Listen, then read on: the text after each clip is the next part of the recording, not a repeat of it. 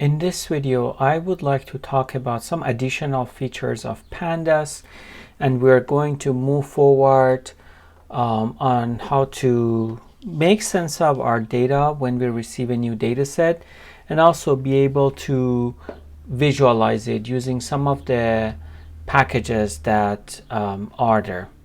We're going to talk about matplotlib and also Seaborn, which is easier to use and it's more useful. The plots are available to it. But we're going to talk about some of the stats model packages that are available through Python. And overall, as I'm going through this, we're going to learn what are the set of activities we usually do in terms of working with a new data set.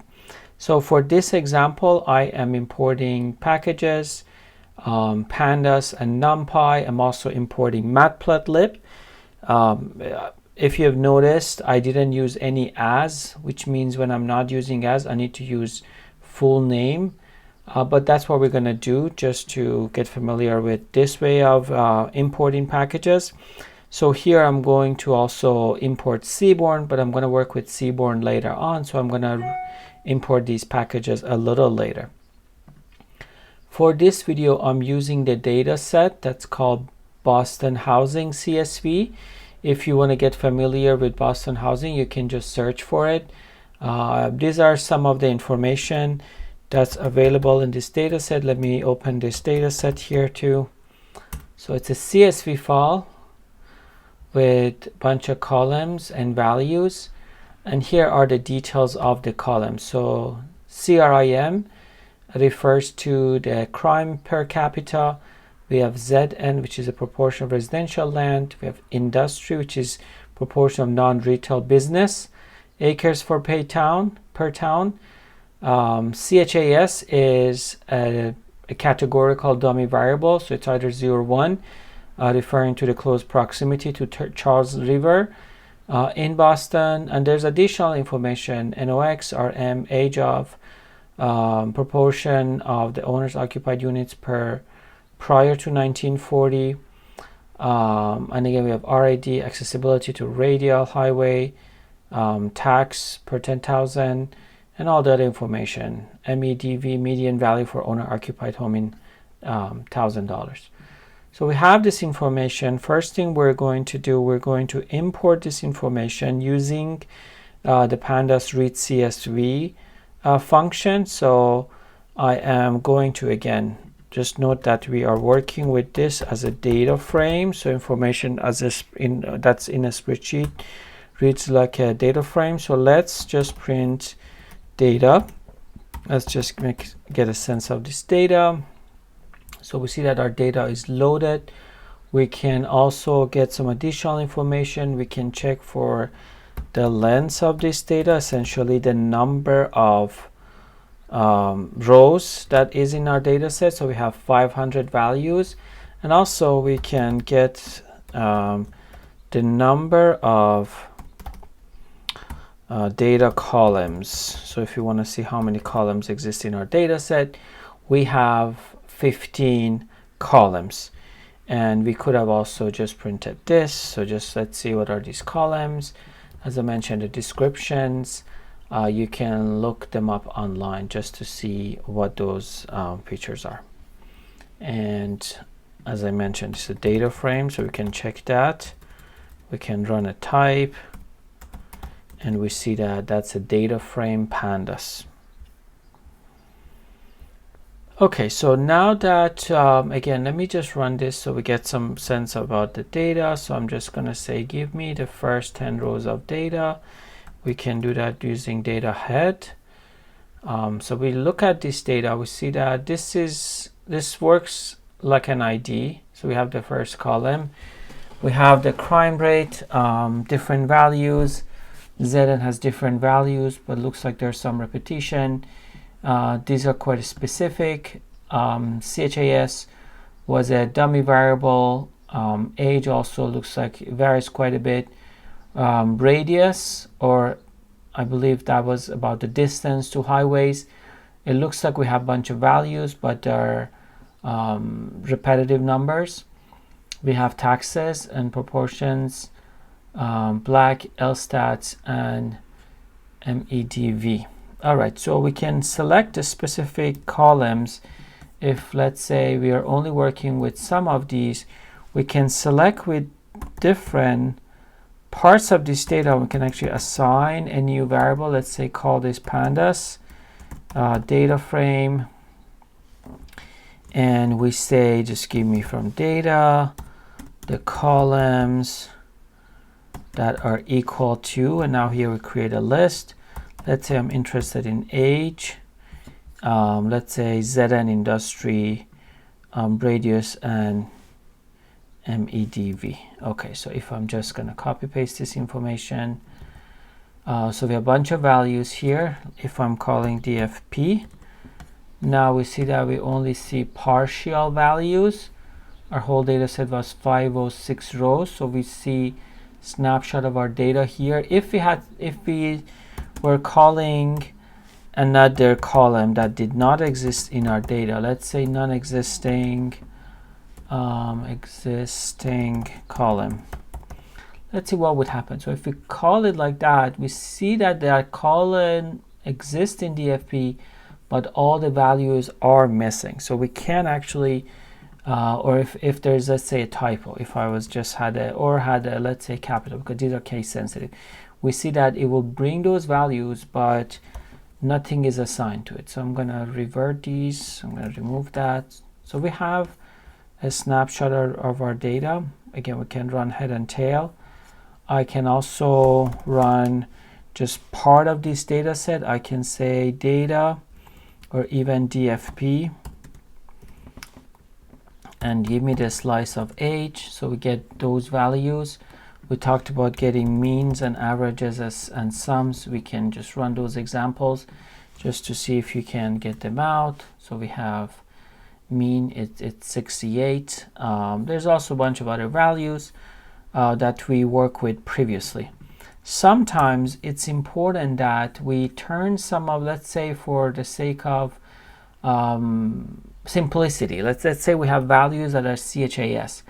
I want to see, for instance, how many of these values do exist in our data set. So I see a bunch of zeros, but I want to see if there's only zeros. So I can say, let's say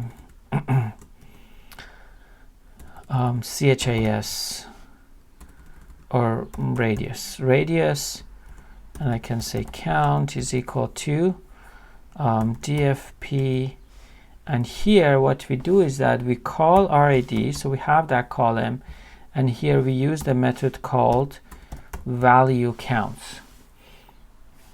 So here we can just check if there are different value counts here with parentheses, and this also accepts some values, but let's just run it without any values. So I'm gonna just print this.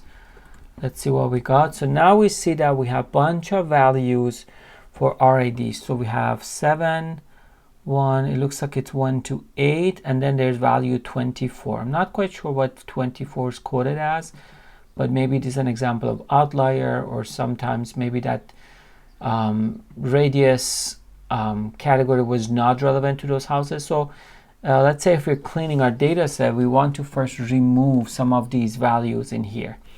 We can also get a better sense of this by just doing a sorting on this data set. For instance, I can say give me a sort equal false, and this will sort all the values based on the radius. So we have 1, 2, 3, 4, 5, and these are all sorted based on, so most values are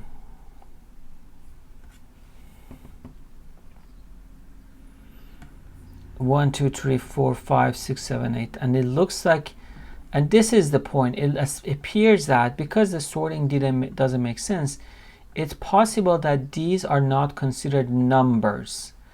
When they're not considered numbers, we can run additional statements in order to turn them into numerical value. Let's say sometimes they are stored as categorical variables. So in order to do that, I can just convert two numeric values.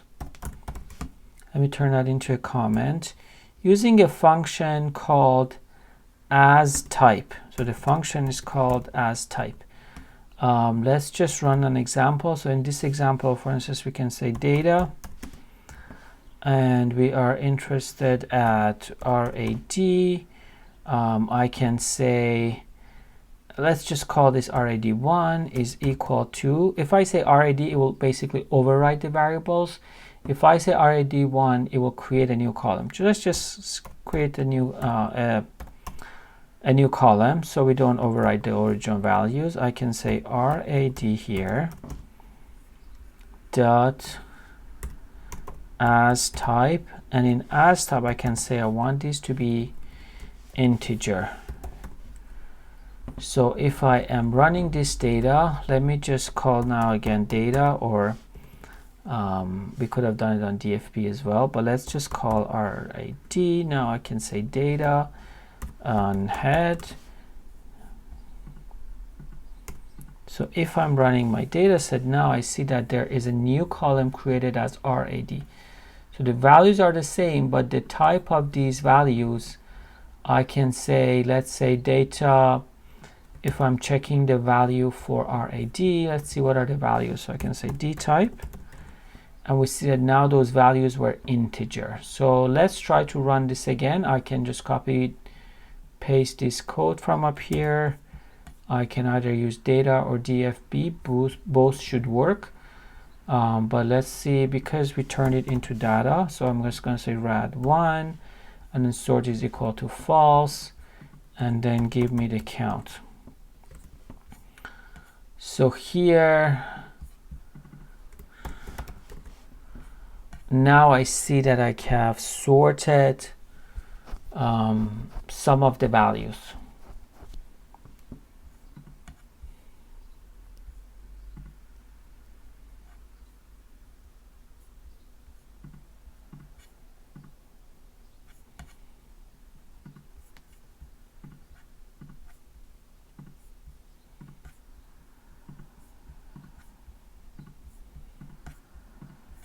Equal to false, and now if I turn this to true, we see that now our values are sorted.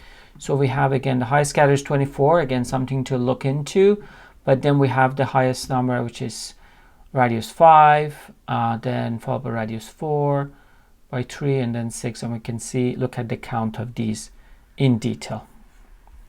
Sometimes we want to turn some of the values that are in our data set, maybe they are stored as strings, into numeric values. So in order to do this, we need to use a function called asType. Essentially, that will help us convert values. For instance, if I'm looking at my data set, let's say my medium variable, there's some float variables in MEDV. Let's just run a data type on this just to see what this is. So if I'm saying dtypes, I would get a float, but I want to now turn this into, let's say, an integer value. So in order to do that, I can say I can just either create a new column here, or you can overwrite the values. If I'm using the same name, it will overwrite the values, but in this case, I'm just going to say maybe underscore integer, it's equal to data head, and I'm going to say asType, and in asType we specify that we want integers. Now let's call this data again. Let's look at the data. So when we're looking at it, we see that a new column is created, and when we're comparing that with ADV, with the original values, we see that these are integers, versus those values were float variables, right? I can also run vtype on this. I can say data. I can just copy this again. So let me just create a new row. I will say underscore integer, and the dtype is now for this data frame type is integer. So that is usually useful in most cases. We want to make sure our data is some sort of numeric variables. Or sometimes we're not interested in float values. We just want to see, for instance, what are the numbers as integers. So it's important to, again, be able to sort, to go through our data and quickly change whatever value that needs to be changed into integer to make them more useful for an analysis.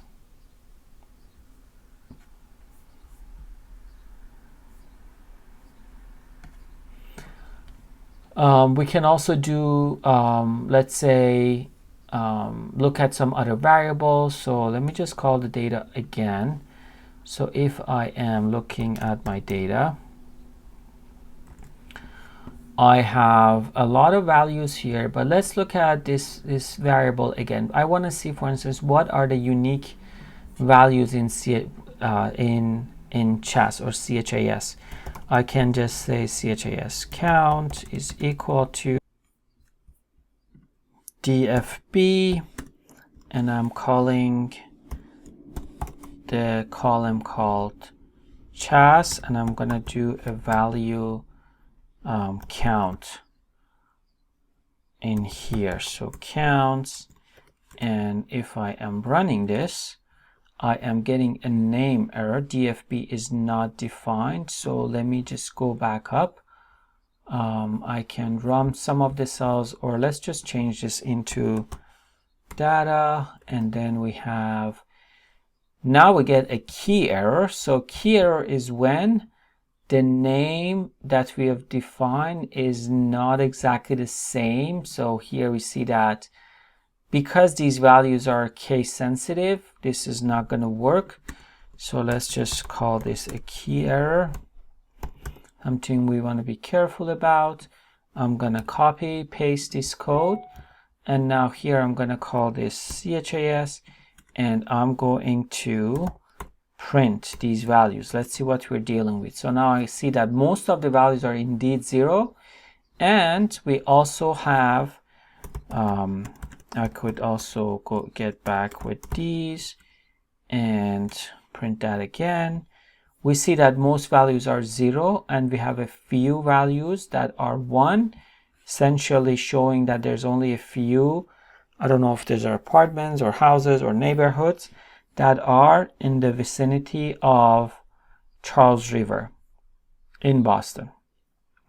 Now, another element that here we can add to the data is we can actually start to receive this data in a different format. We can always use them using another function when we are trying to summarize these values, a function called group by. So let's see how group by would work. In order to do that, we can, for instance, let's say x, a variable, is equal to data.groupBy. And here we need to specify what is the value we're trying to group this by. So I'm going to say CHAS, and I am also, as a syntax, which you can always look at, we always want to say the name, and I'm going to just say size, and leave that empty. Let's just print x now. We do get now the same values here, which is very interesting. Now, if I wanted to say, let's say normalize, let's see what are the other values that this group by function can accept. I can say search for group by in Pandas, and it's a very useful method. So in group by we have the access, the level, we have the sort, and we have group keys. Again, if you're interested, there's more level of complexity to this. You can look at it and see what are the different ways that we can group by in these values. But let's say if I was interested to see what would be the percentage for each, I can just modify this code. Let me just run this code again. So we can say x is equal to size, and then we can multiplied by 100 and divided by essentially the size of our data set, which we can call using len data. So if I'm running this, I should be able to get, let's say, the percentages. And if you wanted to round this, you can either round it here, or I can just say print only the rounded values up to 2 decimals. So we can go get those values out.